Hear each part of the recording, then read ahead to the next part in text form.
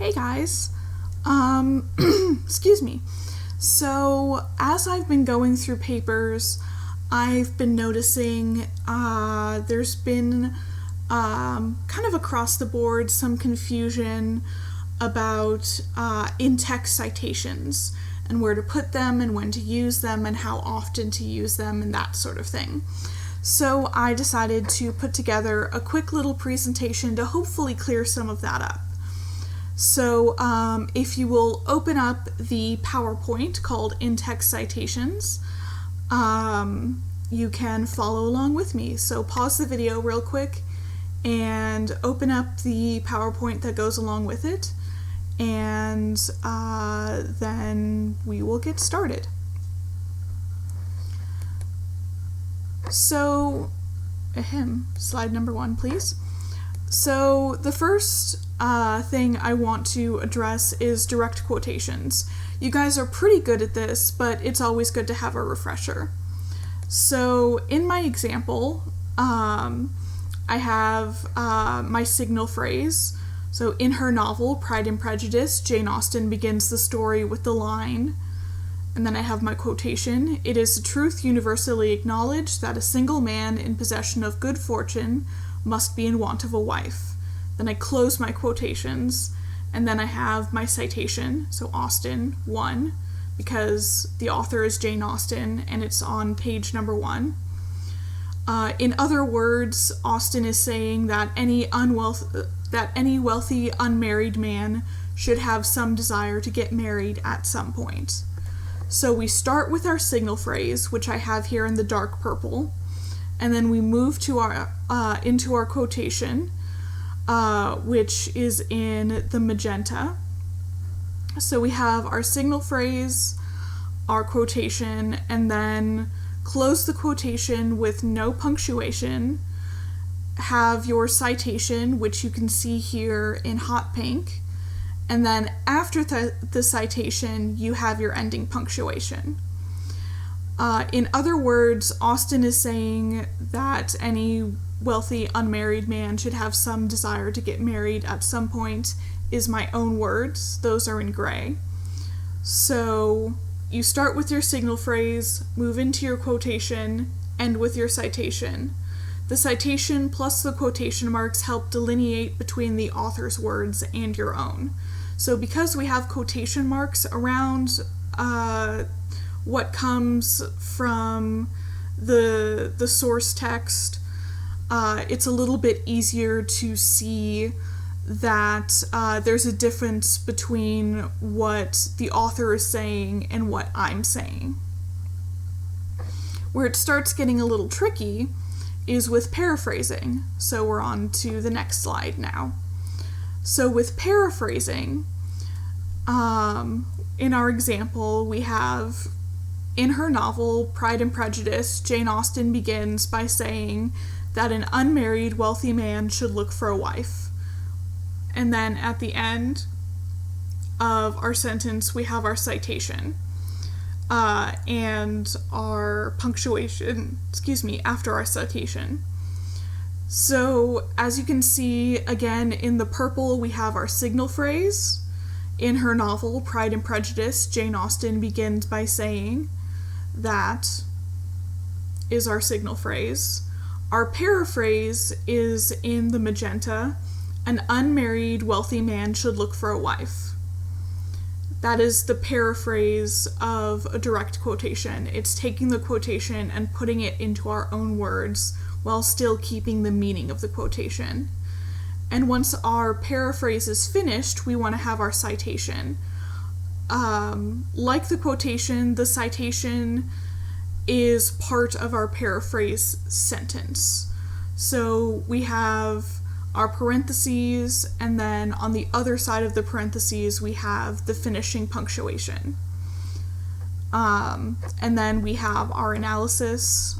This is a good use of irony because as the story unfolds, we find the opposite to be true. So again, we start with our signal phrase, then we move into our paraphrasing of the text.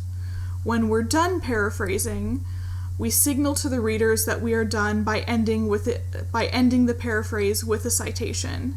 After that, we can move on to our analysis. The citation helps show where the author's ideas end and ours begin, since we have no quotation marks to show us otherwise. So because there are no quotation marks around a paraphrase, we want our citation at the end of the paraphrase so that our readers know, okay, before the citation, it's someone else's idea, and after the citation, it's our idea. With a summary, it's a little bit more tricky because we're not taking any direct quotations from the source. What we're doing is we're taking the source material and we're condensing it down into something that is usually about a paragraph or so. So we still have our signal phrase. In his play, Hamlet, William Shakespeare weaves an intricate and complex plot. That signals that we're about to start summarizing something.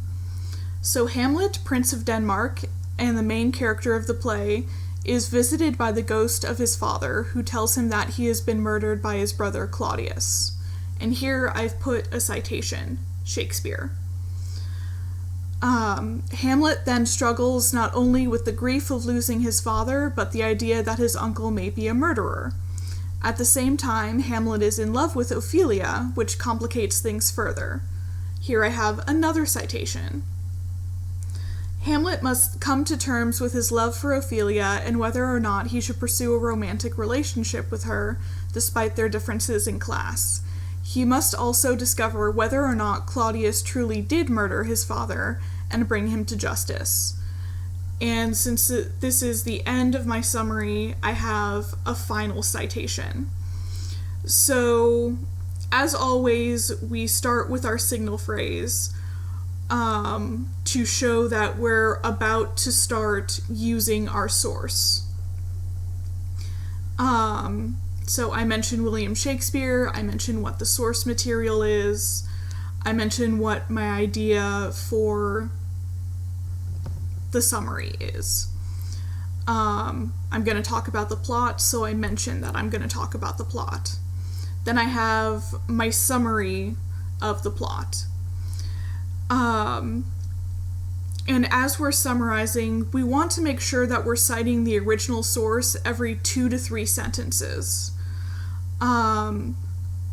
So in a summary, it can get long. It can be up to a paragraph. It could be several paragraphs. So we want to make sure that we're citing as often as possible. You don't need to cite with every sentence, but every 3 or so sentences would be a good idea for a citation. And then once you're done with your summary paragraph, you have your final citation to mark the end of the summary. So, last slide, remember it's always better to overcite than undercite. So if you feel like you're citing too often, that's okay. It's better to have your source more often than not. It's better to cite your source material more often than not. That way it makes it clear to your readers where you're getting your source material from, that this particular idea is not from your own brain, it's from an outside source. It lets your readers know that you're being conscientious and respectful of the sources that you're using. So that's just a quick summary, I guess, of how to use in-text citations in different circumstances. So please, if you have any questions, leave them in the discussion board. And that's it. Also, feel free to email me, stop by my office hours, send me your rough drafts to look at, ask if am I citing enough, that sort of thing. So I hope this was helpful to you. I hope this helps clarify some of the other ways to cite other than direct quotations. And I will see you guys in class.